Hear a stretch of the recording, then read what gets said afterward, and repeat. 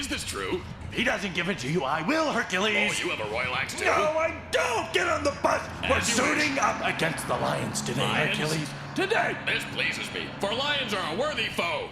I shall use my new royal axe to battle these You're lions. crazy! Coach, did I ever Get tell you about the on time the I bus. battled 12 lions and thieves the with my bus. bare hands? On the It was bus. I, Hercules, On the did. bus. Do you not wish to hear my tale? No! Coach, What? may I sit next to you? No! That was a little loud there, Mike. Sorry, I asked you to bring it up, but there's that. The other idea I had was a classic rock station, F-Rock, the only classic rock station that plays the 10 rock classics, all 10 all the time. Let's play a little F-Rock, Mike. Love those classic rock stations. We play only the deep cuts. Back already? Hey, all right, you're listening to F-Rock, the station that plays the greatest classic rock classics, all 10 all the time. We just finished up another 109 in a row in our hour-long Express F-Rock lunchbox block. And it's a tragic day here at the station, folks. If you haven't heard by now, as of midnight tonight, F-Rock will be going off the air, that's right.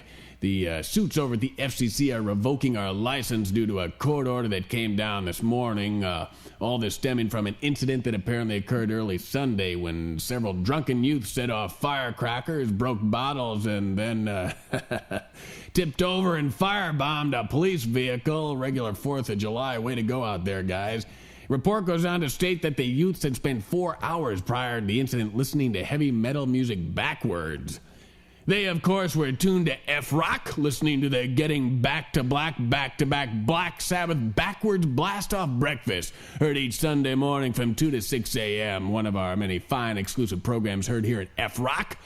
So, get this, their lawyers now claiming that they were instructed by satanic subliminal messages in the music. What a load of crap, huh? More like Satan was talking to them through that Blatz beer ball they were probably chugging all night, huh? I can't believe this. Although the court order bans us from playing that tape from Sunday's show or any other backwards music. I guess that includes Paula Abdul, too, huh, right? I'm gonna run that tape anyway, because nobody tells the crocked rock doctor what to play, not even the FCC. Satan says, chug Blatz beer ball. Whoa, it is Satan. Burn police vehicle. Hey, this is gonna be a tough one in court, huh? Hey, what did we tell you about playing that tape? Hey, we got 50,000 watts up here. What are you boys gonna do? Pull the plug? It was Rich Carson's helping me out. He's right there.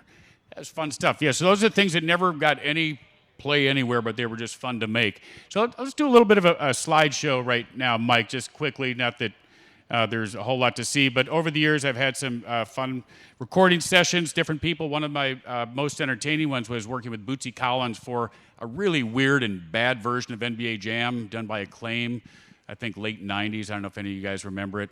It had 3 or 4 different decades, black and white, you know, there's 50s, 60s, 70s, 80s. But I did have fun. That's out in Vancouver. NHL hits the script on the floor, 17,000 lines of dialogue, including, I think, 15 inflections for each player. And all those European players, there's not a single vowel between 1,000 of them. They're really hard names to say. That's working on NFL Blitz with Brian Haley down in Florida. I think Big Hurt Baseball, Frank Thomas, years ago in Kentucky. That's the kind of energy we like. Give more of that, Tim. That's probably an early NBA Jam or something. Yeah, it was a long time ago. Yeah, these are my buddies at Acclaim and Iguana. I did all the home versions of NBA Jam and Slugfest with them. Also, College Slam. And I also did Wayne Gretzky 3D hockey years ago, and I think 2 8-hour takes. Yeah, it was wired on something there. Grabs his Johnson, no good. Yep, I remember that. Oh, that reminds me of the X-rated version of NBA Jam that surfaced a few years ago. And the people, this was work that I did for an IMAX movie. I just noticed it's up here. I forgot I threw this in here. I almost had a deal with Phil Jackson doing an IMAX kind of take on his book called Sacred Hoops. And my idea was to put this background of nature, and actually I've seen this kind of stuff in commercials now when they show Mount Rushmore baseball players like in the Grand Canyon. But I wanted to do that with Phil and all these other Bulls quotes from the Phil Jackson book, and with a really cool hip spiritual soundtrack. He actually greenlit the idea. Loved it, and I got to a point where I went out and spent a lot of money on a celebratory dinner. Not a good idea. Phil was having some trouble with the Bulls then, as you guys know, the management, the Krauses, and the management, so they would not give him the rights to use the Bulls image and everything else, and largely because it supported Phil Jackson, and it would have made him the king instead of the Jerrys. But that was a fun project, and fun to do something else with basketball except just shout in the microphone. So, yeah, pretty cool stuff. I'd still love to see posters of that, some iconic images from a great time. The great Knicks battles with the Bulls. How many of you guys remember, that was just a great series. The Statue of Liberty dunk, Scottie Pippen. That reminds me, in the studio, I used to have a poster of him dunking over Karl Malone for one of the subsequent versions, Hang Time or Showtime. But I remember just looking at that poster and Scottie with that look, and that gave me the Boomshakalaka. Michael in against the trees, or up against the big trees. And there they would be walking into a stadium, and then the background turns into the lights of a stadium. And there's Bootsy. He would not be photographed without those star sunglasses. Bootsy Collins with the psychedelic, funkadelic, kung pao funk dunk bubbles. Something like that. And that's at EA recently. So I'll just let this play out. Any more questions right now? I know some new folks have joined. Any favorite games or questions about any of them, or voices you want me to? I'll be your little puppet. I don't care. Just ask me to say something. Yeah. One of my favorites. And suddenly I was on the case. That's it. That's all I remember. That's it. Anybody remember Firesign Theater back in the 60s, 70s? Nick Danger. They were kind of a really hip renegade comedy outfit. And that's funny, the whodunit. That is one of my absolute all-time favorites. I didn't see it in there. Did any of you guys see it? It's not there? Yeah. But it had a great feel to it. And so this old Firesign Theater was kind of a takeoff on those old detective spoofs. And when I was in 7th or 8th grade, I took the idea of this comedy album and I updated it to Dragnet. That's how old I am. I was taking that. So instead of it being an old 40s guy, I was like, some people come to Los Angeles to sit on the grass. Others come here to do other things with the grass. That's when I get on the case. My name's Joe Friday. A little takeoff. And the crowd, my class of 7th graders, howling, laughing, got an A+. My first time standing up, making people laugh, I was like, this is what I got to do. I got to do funny voices and write stuff. Honest to God, that was the best feeling, until my friend told the teacher that I stole and plagiarized that from the Firesign Theater, which I based it on. It was just, an artist bases things. Chuck Berry, Rolling Stones. Anyway, it's funny that years later, that's exactly what I found myself doing. That was the best moment of growing up for me. The comedy stuff hasn't gone away, and right now I'm going to show you some clips. The first games, NBA Jam wasn't funny. It was just over the top. We thought of it as like superheroes, comic book versions of NBA players. And then as the series grew and it got to EA Sports, well, in the early days, you could only have so much memory in those games. Very, very little speech. If you think of the original lines from NBA Jam, it might have been 2 pages. Puts up a brick. Can't buy a bucket. Rejected. Get that stuff out of here. No good. Boom shakalaka. He's heating up. He's on fire. That's it. Greatest hits, folks. I'm out of here. It was not that much. By the time I did it with EA Sports, I think I wrote 500 one-liners. And that's when it really took off for me to have that fun of not just being the announcer, but that kind of tongue-in-cheek commentator, wise guy, and that kind of started with NFL Blitz, because we knew we had to do something different with Blitz. It couldn't be just the same.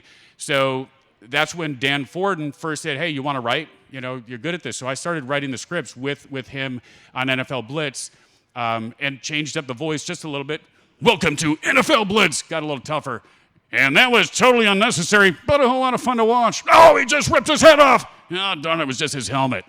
So that was Blitz. And then we went on to MLB Slugfest, which is actually my favorite game, because it was like being given a Simpsons or a Futurama, a TV show. It was 2 characters. It was myself and Jimmy Shorts, who's this iconic comic and radio personality in Chicago, came up with Seinfeld and all those guys, and he had a great radio show in Chicago where he had an alter ego called Jimmy Shorts. And when I first moved to Chicago, I would listen to him. I was convinced there was 2 actors, and he did it so well. You know what, Jimmy? I'd just like to throw a chair at you. So that's Jimmy Shorts, if you guys remember MLB Slugfest. The thing about that was no one had ever done this before. When a game loads, it takes 60 seconds. You just sit there, we're watching it load. I think Sal DeVita, who's another great genius from Midway, said, why don't you guys just do a little improv at the beginning? So we had fun, and there was my wish of doing like that old-time radio, that stuff, that Hercules stuff. Now I can just do comedy that's not in-game, and we would just literally have a topic, a line, kind of like Curb Your Enthusiasm does, and let it roll. So, Mike, why don't you cue up memory seminar for them for MLB Slugfest. Hey, Jimmy, you were telling me about that memory seminar you went to? That really sounds fascinating. Yeah, it was good. It helped me. So you can turn really down like just a go bit. into a room and introduce yourself to people and you'll remember all their names? For life. I can meet somebody now and... A little experiment. I'm going to pretend I'm introducing you to 4 business clients. Let's see if you remember their names. All right. Mr. Shorts, this is Mr. Kasaki, Mr. Morgenstern, Mr. Ackerman, and Mr. Wilbermouth. Okay, now, who did I introduce you to? Kawasaki, Smite, No. Heddendorf. Oh, there was Morgenstern. Let me finish. Morgenstern, Yeah, I said that one. and that's it. No, there was 2 more. I'll give you a hint. One of them begins with an A. Ackerman. Ackerman, there was Ackerman, and Yeah. then there's With a W? W. All right, there was Carlson. And let's do one more for now. The groin. Do you have lick and groin in there in that title? It's weird, huh? Jimmy Shorts is absolutely out of his mind. Hey Tim, Yeah. we were talking last night. Right. Would you rather think about this? Would you rather get hit in the groin Not this again. with a baseball bat, or your other choice is to lick from home plate to Yeah. first, continue to lick to second, continue to lick to third, and lick and slide I'd into lick. home with your tongue? What would you rather do? I'd lick. You know There's no what? way You I'm could taking him with the groin. suffocate. That's You could fine. suffocate yourself with all that chalk and That's stuff. flour. That's flour, I'd it's not take a chalk. good whack right to the groin. Well, It's suit over yourself. with. You know, we can go down after the game and let's cowboy up and do it. I could never in my life lick all the bases. And Mike, do you have a dirt nap in there? You see, have a title that says dirt nap. I love those Hey, titles. Jimmy, you know you're getting old when you start to get those senior citizen magazines in the mail. I got one of those today. Anyway, what do you have in mind for retirement? Personally, I'd like to pass away right here in a booth. Yeah? Yep. Well, you almost have a few times. Well, whatever, but I you mean, hit the why ceiling not? fan and almost went out the window trying to get that foul ball. Oh, whatever. I'd like to take a dirt nap right here in the booth. Yeah. You're serious? You'd like to just have your forehead hit the desk one day and that's it? Whatever. I'm not worried about it. How about if you, like slip going down the stairs or something? Would that count, or is that, you mean just natural causes up there? There's no steps in here, Tim. Tim, I was just saying, I'd like to die calling a game. I think that would be a way to go okay. out. Would you rather have an accident and die No. up here, Who or would you wants rather an die accident, at Tim? home in Who bed wants... with your family? Yeah, of Tim, you know natural what I'd causes? like to do? I'd like to leave here tonight, fall on a flight of steps, is what I'd like to do. What are you, crazy? Oh, yeah. Good stuff. Good stuff. He's kind of crazy. Let's change it up a little bit. I'll tell you what I've been doing lately. We'll play a quick video. If you want to queue up the first video, I'll set it up. Very interesting how the life of NBA Jam and all these games has come back and resurfaced kind of like a Star Wars nostalgia thing. There is nostalgia, obviously. That's why a lot of you guys are here. In the game industry, all of a sudden, I think we're 25 years coming up for Jam. People who grew up with it are now in the business. They're in the NBA. They're running offices. They're in the entertainment aspect. So years ago, when I did Sports Center with Colin Cowherd and those guys, I was a host and I did some live calls on their show. We actually had Michelle Beadle and Colin Cowherd as secret players in that EA Jam game. And I got a call from their producer, said, we have a new show called Unite. Do you want to do a dunk highlights? I did that, and that got a lot of views on YouTube. And then a guy from the Houston Rockets who does all their entertainment saw that, and he goes, hey, you want to do a highlight for our team? I got to do it on the night that the Rockets had their 20th year back-to-back championship, and Harden had 50 points that night. And for the first time, I got to go down there and see it on the largest Jumbotron in the NBA, which was very, very, very cool. And Mike, actually, let's cue that one up. That's the third one. It's the, or the second one. What was neat about it is you think of all the years in the booth and just, shouting, and you saw those pictures of me in the booth. Never get any feedback. Occasionally, when a producer or someone, laughing.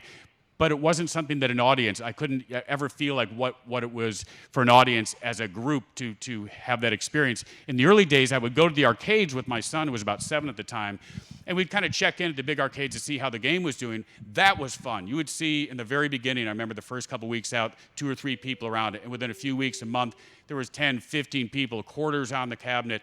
And then you saw the excitement, people yelling, I got next, and it was like a real fun kind of actual playground game, but played in the virtual world.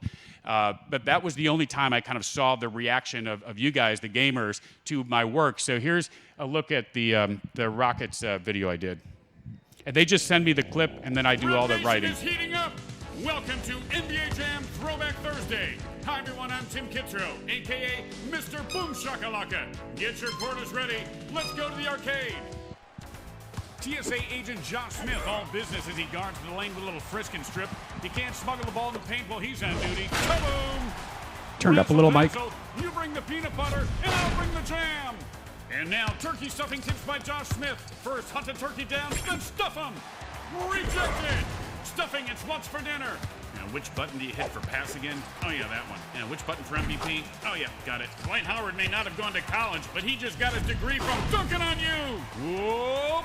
Boomshakalaka! Are you tired of your old MVP? This is a limited-time TV offer. It slices, it dices, it dunks in your face. The amazing Hardenizer. Beer sold separately. In traffic. Oh, sloppy pass, G. What's the best way to fire up your rockets? Run them on jet fuel. Wide open for 3. He's on fire. This could be the start of one of his patented streaks. Like Joan Jett said, I love block and roll. No shakalaka for you. The Brewmeister sends a cold one to Terrence Jones. Jams it in for 2. Beverly steals it. Rocket Science 101. Ariza schools the Bucks in the ABCs of EFGs. IYF. That's in your face. Have you seen this one yet? Beverly Hills Cop for 3. And like rummaging through your girlfriend's top dresser drawer, he finds nothing but nylon. He's on fire. Here comes to you. You bring the tie-dye, and I'll bring the jam. A little courtesy flush there. Thanks, Dwight. How about a little game of Twister? Right foot green, left foot blue. How about my left hand in your red face? Kaboom! The Hardenizer enjoying some home cooking tonight. Demo gets ricocheted off 2 bearded bumpers like a human pinball. Then Pinball. hits the super jackpot. The Rockets are heating up. To Smith. Whoa! Boomshakalaka! Throw it down like you mean it, big man. Only seconds left for the amazing Hardenizer. It slices and dices. Call now, and we'll throw in the free dagger. The nail in the coffin. The MVP is on fire. Thanks for playing, everybody. This is Tim Kitzrow saying, see you next time.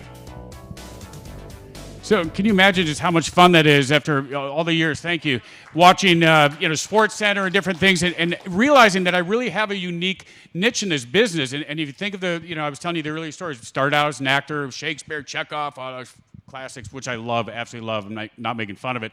But I always loved comedy more.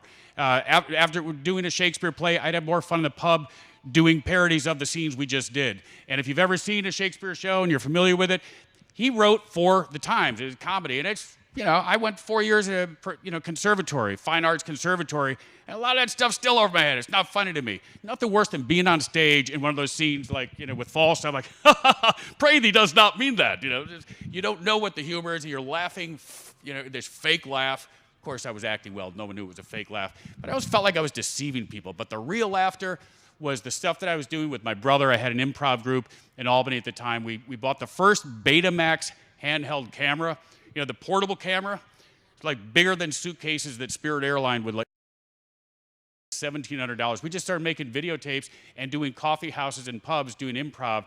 So all these years later, I get frustrated. I didn't make it to the top with Second City. The guys that were there at the time, It was Tim Meadows, Chris Farley, Stephen Colbert, Steve Carell, Tina Fey. It was everybody. And I was disappointed I wasn't going to be one of them. I kept auditioning, but this thing was just kind of fell into my lap, and I didn't realize back then the perspective that it was giving me everything I wanted. I could be creative, I could write, I could use my voice and sense of humor, and then you see as the things progress, now I have more control to basically do like comedy version of sports that, yeah, you get wise guy things on Sports Center and everything else, but to actually be able to put these situations together when you think of all these games, really a dream come true. It's everything that I ever wanted for Christmas and more. I'm going to play another clip for you. The recent one, I'm working with the Golden State Warriors. They saw the Rockets clip, and it's like so on and so on. They wanted me to do series highlights during the playoffs, and I'll be doing one for the finals this weekend, hopefully.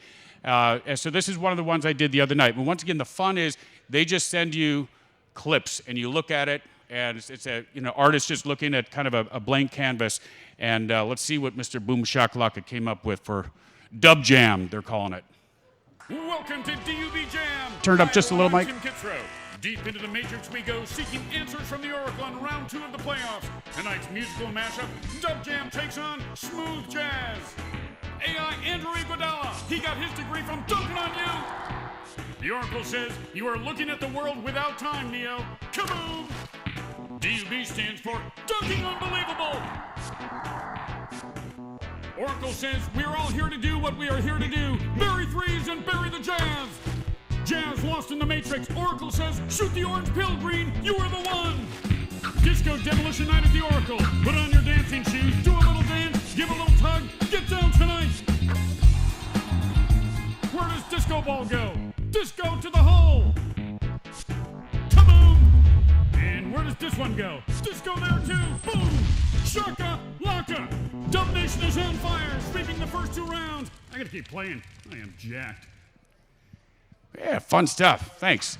And oddly enough, everybody I've talked to that's been in the business, I mean, the great Steve Ritchie, Mark Ritchie, so many other people, this is one of the difficult businesses, one of the more difficult businesses you could ever imagine, because pinball, as those guys were telling me, the big decline during the video game time. And I thought, well, you must not have seen it coming because, pinball games were always popular. And they said, no, it was always an up and down business. And I just learned about, the times where they were outlawed, the gambling and luck and all that nonsense. But for anybody who stuck with it, man, I mean, there was a guy I met, he said he was out of work for 4 years, got laid off after his whole life working. He had 2 girls in college. So for myself too, I feel very lucky. I mean, a 25-year ride, starting out with pinball, it tanked. I got into video arcade sports games, they tanked. They went the way of the dinosaur. At one point, I had 2 or 3 contracts for Hits, Slugfest, and Blitz, and Midway was sold. They went under, contracts gone. I just put money down on a house and didn't pay my taxes on all those games because I had money coming in. I was counting my chickens, and I had to pay back money for 10 years to the IRS. Not fun, all that hard-earned coinage from the arcades. But now that it's actually come back, it's just a roller coaster. So I'm really grateful for every minute being here, and to be here, to actually, after all these years, to have people remember the games, to remember the pinball games. It's a real pleasure. So I want to thank you all for coming, and I'll finish up with, if you guys have any more questions, and maybe play one more of those Jimmy Shorts things, because I can't get enough. But anybody have any other questions, comments, or characters? Oh, good point. I killed myself. I didn't mention this. Anybody remember Mutant League Football? Mutant Football League? Yeah, it's being resurrected. And the original creator, Michael Menheim, is doing that. He was with EA Sports for a while, and they had it on their shelf and didn't do a whole lot with it. And he got the rights back, and so I'm writing it and doing the voices, and it should be out by next Christmas, and we're not sure what all the platforms are yet, how it's going to work, but it's going to be amazing. And it fills the void for those sports arcade games, and it fills the void for people who love Blitz, because Blitz lost its edge when the NFL had all their new rules about cruelty, punishment, and pain, and they wouldn't allow the late hits. So the last version I did with EA, they wiped out all those late hits, which was everybody's favorite part. So this one, you not only have late hits, you can kill every opponent and win the game that way. And people go through buzzsaws and fire pits. It's going to be crazy, and it's an R-rated, so it's kind of like a good workout for me to go into the blue hour. But yeah, it's going to be a great game. Mike, let's finish up with maybe one or two more things. Do you have one up there? Give me another title for a Jimmy Shorts, or just play anything. I think I had 4 of them. This would be great to have a little. Throw out any of them. Yeah. Should have had a CD of these things.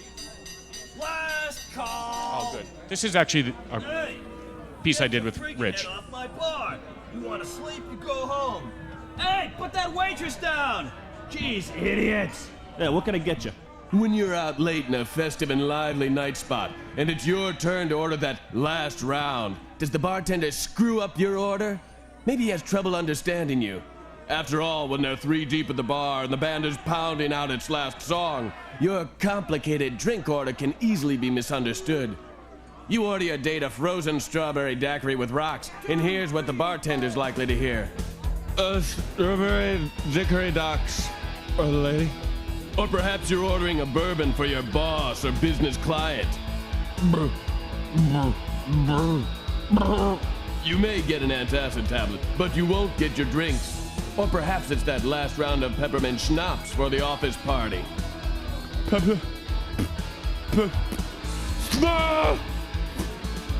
What? Yeah. Get a life left. Who's next? So if you want to impress your date, business associates, or just plain strangers, order the drinker's drink. Rum. That's right, rum. It's just 3 short letters, easy to say, and it packs a wallop. When you order rum, you'll get it. Okay, buddy, what do you have? Rum! Sure. Upper on the rocks. Rum! Double, all right. After all, rum's the drink of pirates. When it's late in the evening and they call last call, if you can't say what you want, You won't get it at all. make it rum. It's the Drink, true drinkers drink. Rum! And remember, rum's the drink of pirates. Brought to you by the American Association of Rum Distillers. And please, if you've had too much to drink, don't forget to put your lights on and stay on those side streets. Make it rum. It's the drink, true drinkers drink. I buy that. That was good. Yeah, that was Rich Carson's and me having some fun back in the 80s. Yeah. I don't have one, sir. No, I don't. But actually, the talk lately with Mr. Carstens, it is time to put together like a sample of some weird, obscure things like this, and then to do actual podcast interview NBA players, other gamers, and do that, and launch the line of Mr. Boomshakalaka custom wear. The ladies will like it too. I do want to do all that stuff. As I said, I'm always a hustler, but it's fun being creative, and doing some of this comedy stuff has really made a difference over the years. I'm gonna finish up with one more. Mike, if you want to cue up that one that we worked out earlier, Hercules 2. You guys appreciate the second round. What I really wanted to do, when I was a kid, is have a radio show or do a comedy radio album. But it would be fun to have a site that I can, create new stuff, but have these other weird things and have musical interludes or whatever, and have guests. So we're going that direction. Here's Hercules in Chicago after creating some mayhem. Join us this Friday at 8 for the season premiere of The Return of Hercules, in which the powerful demigod, mysteriously propelled into the future, has joined Mike Ditka and the Chicago Bears in their attack upon the Detroit Lions. Holy mother of God! Coach Ditka, over here! Coach Ditka, I have vanquished this troublesome pack of lions for you. Your city is free of these intruders forever. You son of a... You lousy! What is it, Coach? You seem troubled. You're a psychopath. What is a psychopath? You killed them. You maimed them. Of course, I am a great This is warrior. just what I need. Just great. Then you are pleased with my courage. Please. You're a murderer. What? Look at these poor guys. Think of the families, the wives, their children. You're a monster. Coach. Don't touch me. Coach, the battlefield is never a pretty sight. As Zeus himself said, war is a many splendored thing. What? Maybe it was some other god. Anyway, grief knows no boundaries. In battle, we kill. Battlefields are for killing. Are Warriors you? kill on the battlefield. What are you? Kill or be killed. What are you? The weak shall perish and the strong What shall survive. are you? Why, I am Hercules. The drama continues as Hercules suspects foul play. Coach, I suspect foul play. Listen, a real lion roars in battle and would never flee the Colosseum. I did hear but weeping and moaning. Why, where were their tails and bushy manes? By Zeus, I fear we've been tricked. Think you not, Coach, that these were but men, poorly disguised as lions? You nut! Of course they were men! Aha! And you killed them! Splendid! Then I was right. We were both right to see their trickery. Oh, Hercules! Why did I sign you, you big idiot? What? I'll be ruined. Why? The instant replay is gonna kill us at the trial. Kill us? This is the NFL, Hercules. This stuff's on videotape, you I moron. don't care. I don't know. I'll plead insanity. No, you plead insanity. Yeah, that's it. You were insane, and I didn't know. How could I know? You're a monster. I'm not lying. You are crazy. Look at you. Coach.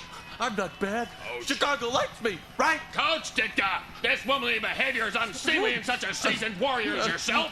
Pull yourself together in front of the troops. After all, is this not a great victory? Victory? Yes, Victory. I guess you're right. of course I am. We're in the playoffs. We're up against the Oilers next week. Oilers? We can go to the Super Bowl. If there is a Super Bowl, what am I saying? Good. Then we shall battle once more. Coach, you told me I might receive the royal axe for my deeds in last week's battle.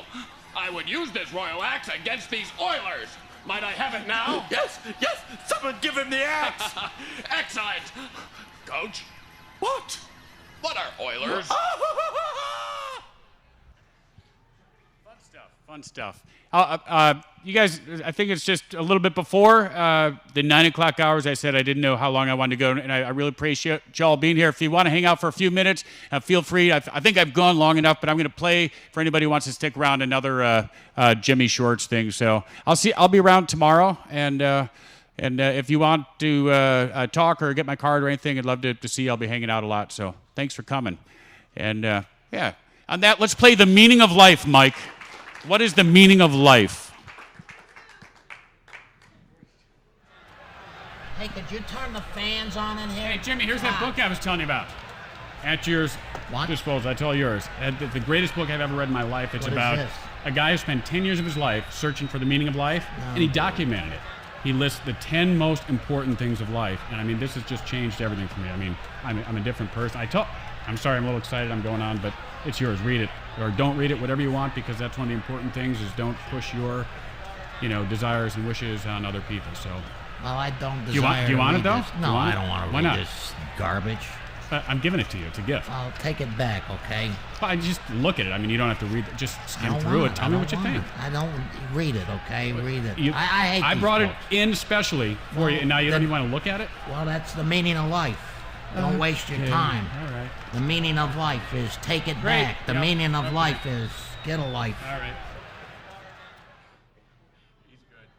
And Michael, finish up the last video, the Boomshakalaka video, the dunk highlights. It's the kind of blue and red one. There's the big Boomshakalaka font. This is the one I did for Unite that got the attention of some of the NBA guys. So with that, we will leave you tonight. Thank you.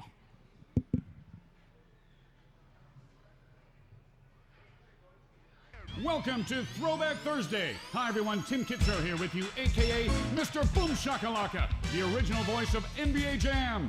Get your quarters ready because we're going to the video arcade to look at the top 10 dunks of 2013 NBA Jam style. Let's get to it. Number 10, tonight's matchup, the Celtics take on the Heat, where Bosch gets bashed by Mean Jeff Green. CB, FYI, IYF in your face. Number 9, professional BWG Withy the Monster Slam. BWG short for Big White Guy. Is this Kansas #1 classic hard rock hit to the rim and proclaim all you defenders are just dust in the wind. Little volume, Mike. Number 8, this is a special TV offer. It slices, it dices, it dunks in your face. Announcing the amazing Hardenizer. Houston down by 5 with seconds to go, but would win by 45 because the judges gave Harden a perfect 50 for this dunk. Number 7, Razzle Dazzle. This is what happens when you let your friends drive dunk. Franklin bounces off the windshield, then flattens the crowd in this rim bender felony dunk and run on the San Diego 405. Number 6, Michael Kid Gilchrist had to go to court after this dunk to have his name changed to Michael Man Gilchrist. Greg Monroe, all you can do is hand the kid his diploma after that beating because he just got his MBA degree from dunking on you. Gilchrist is on fire. Number 5, Parisione finds J.R. Smith. Whoa, Boomshakalaka! The D in Parisione's name is as silent as the Spurs D, but the D in J.R. Smith's dunk is pronounced loud and clear, spelling Boomshakalaka for the Spurs, who would fall by 17. Number 4, donut lovers, here's a little double-dip donut dunking for you. Kaboom! First, Doug Anderson puts the dunk in the donut hole on the alley-oop. Men, are you getting enough iron in your diet? Then chew on this. And the next Saturday, Anderson would go to Temple, where his prayers were answered as he finds the donut hole. Shalom Shakalaka! Doug Anderson is on fire! And he dunks it again! How many dunks did he have in this game? Number 3, is it the shoes? Shoe betcha! Shane Larkin and Kenny Kaji showing their kicks have some mad hops, doing a little old school Run DMC rap on the rim. That's Run, Dunk, Muy Caliente. Men in black in the house. D-Wade and LeBron would reenact this dunk next week in Atlanta, crediting Larkin and Kaji for their choreography. Well, these guys are just great theater, huh? Love to see him do Beauty and the Beast. You'll never find a better beast than LeBron. Boom shakalaka! Number 2, talk about Throwback Thursday. Kobe looks like he's back in high school here. Jams it in! And like any youngster full of testosterone, you show him the nylon and look out. Kaboom! He'll come knocking on your door in a hurry. Just ask Chris Humphreys. All he can do is look up at Mount Dunkmore's rock raining down on him and run for cover. And the number 1 dunk. Benham is heating up. Whoa, boom shakalaka. He delivers the eulogy dunk for Warrell Clark. The nail in the coffin. I mean, literally, he just killed this guy and drove him 6 feet under with his knee. Boom shakalaka. Oh, my. Well, that'll do it for Throwback Thursday. For all you players out there that want to make the next highlight reel, remember, think outside the blocks. Sometimes you just have to dunk moss. I'm Tim Kitzrow for ESPN, and all the drunken fools here, all the dunking fools here unite saying, Boom Shakalaka. At the buzzer, the nail in the coffin. Thank you for coming, everybody. Boom Shakalaka! Really, thank you. Thank you so much.